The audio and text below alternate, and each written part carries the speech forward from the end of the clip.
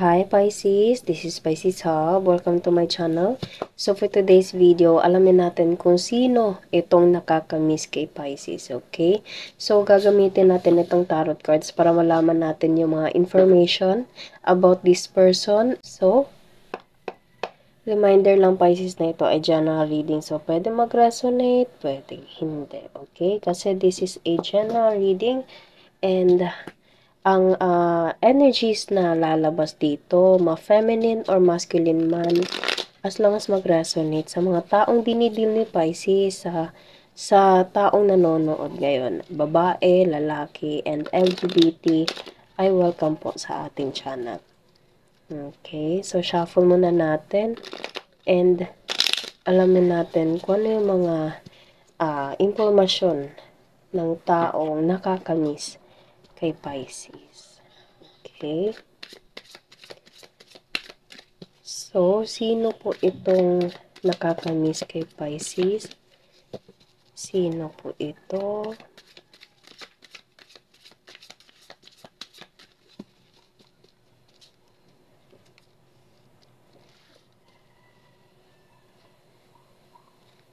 Okay. The Temperance. Sagittarius. Pwede you're dealing with the Sagittarius, Pisces. Okay. Ten of Wands. Fire sign, Aries, Leo, Sagittarius. Four of Pentacles. Earth sign, Taurus, Virgo, Capricorn. And Four of Cups. Water sign, Pisces, Cancer, Scorpio. Bottom of the deck. The Hierophant, pwede you're dealing also with the Taurus sign, Pisces. Okay, so ang unang lumabas is the Temperance. This person is parang, nakakaramdam ako na parang hinihintay ka ng taong to. Okay, hinihintay ka na makipag-communicate ka sa kanya. Hinihintay niya yung tamang panahon. Pwedeng itong taong to. Parang, parang pataasan kayo ng pride, Pisces. Okay? Kung sino yung unang kukontak, yun yung talo. Okay? And yung hindi kumontak, yun yung panalo. So, mahaba yung hair, ganun. Okay, pero itong taong to, pareho kayo. Kasi kaya ko nasabing paghihintay. Kasi meron tayo ditong Four of Cups and the Temperance. This card represents as parang patience. Okay, trust the process. Okay, and nakikita nyo meron tayong ditong Four of Cups na nakaupo siya. And meron ditong cup na merong hawak yung kamay nito na may clouds. Okay, so this is a panahon, perfect timing na magbibigay sa'yo, magre-reach out itong taong to. Pero, hindi mapapagkaila, Pisces, na sobra kang mahal ng taong to. Namimiss ka niya. Pero, as I said kanina, walang gustong kumontak sa inyong dalawa. Okay? Walang gustong maunang mag-reach out. Pero, nakikita nyo, pareho silang merong cup dito. Although ito, Temperance to, pero para siyang, alam mo yun, yung pagmamahal ng taong to, buong buo. Okay? Pero hindi niya pa kaya mag-reach out sa'yo or something na meron siyang hinihintay. Pwede ito ay perfect timing na kung saan magre-reach out sa sa'yo. Pwede ikaw to, Pisces, and makakatanggap ka ng mensahe or chat, message, letter ng taong to sa'yo. Okay? Or pwedeng tawag din. Okay? Pero as of now, kung hindi man to parang pataasan kayo ng pride, kung hindi naman ganon, pwede meron itong dinidil na sariling struggle sa buhay, Pisces. Namimiss ka ng taong to sobra. Okay? Pero kinokontrol niya yung sarili niya na hindi ka muna niya iistorbohin or kumbaga parang meron muna siyang aayusin, meron muna siyang bibigyan ng attention niya. Okay, as I said kanina, there's a struggle for this person kasi nakikita niyo, pwedeng ito ay struggle about sa trabaho kasi nabibigatan siya. Kitang-kita niyo sobrang bigat ng mga kahoy na dala-dala niya. Pwede sa trabaho to, okay, na nai-stress itong taong to sa trabaho niya, pwedeng sa negosyo or sa responsibilidad niya mismo. Okay? And pwedeng ito yung naging reason kung bakit hindi muna siya magre-reach out kasi kailangan niya pang alam mo yun, kailangan niya pang mag-ipon, kailangan niyang bigyan ng atensyon, buong-buong atensyon, itong sariling progress niya. Okay? Kumbaga, sariling buhay niya, kailangan niyo munang bigyan ng atensyon. Kasi sobra talaga siyang kumbaga punong-puno yung schedule ng taong to and nai-stress talaga siya, bigat na bigat siya sa kung ano man yung ginagawa niya sa pangaraw-araw. Okay? And yung utak ng taong to, Pisces, yung pag-iisip ng taong to is nasa sayo.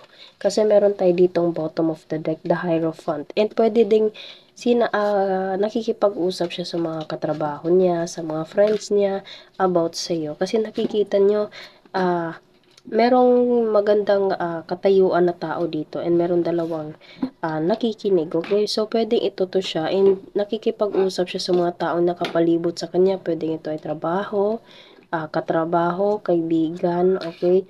Alam mo yun, yung parang sinasabi niya yung mga kung ano yung memories niyo, kung ano yung ikaw mismo, okay? Sobra, alam mo yun, na kumbaga, yung utak ng taong to is nasa sayo, Pisces. Yung puso ng taong to is nasa sayo. Pero kailangan niya lang talagang magsumikap, kailangan niya talagang bigyan muna ng atensyon yung buhay niya ngayon, okay? Lalo na bigat siya sa kung ano man yung dinadala niya, sa kung ano man yung responsibilidad niya sa pangaraw-araw. Pwedeng sa trabaho, pwedeng sa bahay, pwedeng sa negosyo. Okay? And pwede din na meron siyang ini-aim na magandang position sa trabaho. Kaya muna, ngayon, kailangan niya munang mag-focus sa kung ano man yung ginagawa niya sa trabaho para magkaroon ng progress. Okay? Pero kahit anuman yung ginagawa ng taong to ngayon, sobra kang, alam mo yun, again, nasa utak ka ng taong to. Yung pagmamahal niya nasa iyo. And darating ang araw na pag okay na lahat, pag naging maayos na lahat, pag naging ganito na, okay, Four of Pentacles, savings about sa mga bagay na gusto niya, sa mga bagay na kailangan niya, and sa mga bagay na responsibilidad niya. Okay, so pag okay na lahat, makikipag-communicate itong taong to. Kitang-kita niyo, again, there's a communication na darating sa'yo. Pwedeng hindi mo to ine-expect. Okay? Pag nag-reach out na itong taong to, ibig sabihin, nagiging okay na yung paligid niya and hindi na siya masyadong nagbibigatan, Pisces. Okay? So, kuha tayo ng mga initials, random words, kung sino-sino itong mga taong dinidil ni Pisces. Okay, wala tayong nakuhang initial. Kuha muna tayo para merong initial. Sino po ito? Okay, so wala masyadong lumabas na initial, Pisces. Letter F lang. Okay, so pwedeng there's a letter F. Pwedeng merong it starts with letter F or merong letter F sa pangalan niya. Katamtaman ng pangangatawan. May dimple. Matangkad. Okay. May kulay ang buhok. Matangos ang ilong. Pictures. Okay, pwedeng tinitingnan ka sa pictures mo, Pisces. Airplane. Okay. X. Oh. Pwedeng merong X or pwedeng X mo siya. Chat or text, yes. Yun yung communication niya sa'yo, panaginip. Napapanaginipan ka ng taong to, kamag-anak. Okay, pwede merong connection din sa kamag-anak, salo-salo. Okay, so pwedeng kamag-anak niya yung kausap niya every time na meron silang salo-salo, Pisces. And chinito, chinita, province, and pangarap. Okay, and meron pa dito, business, okay, and country. Okay? So, yun lang, Pisces, ang reading natin sa taong nakakamiss sa'yo. Naway nagustuhan niyo po.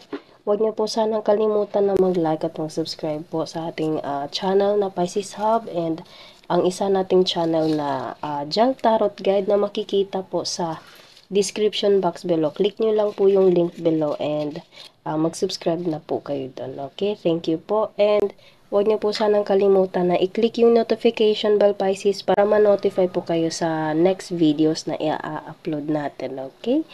Thank you, Pisces, and God bless.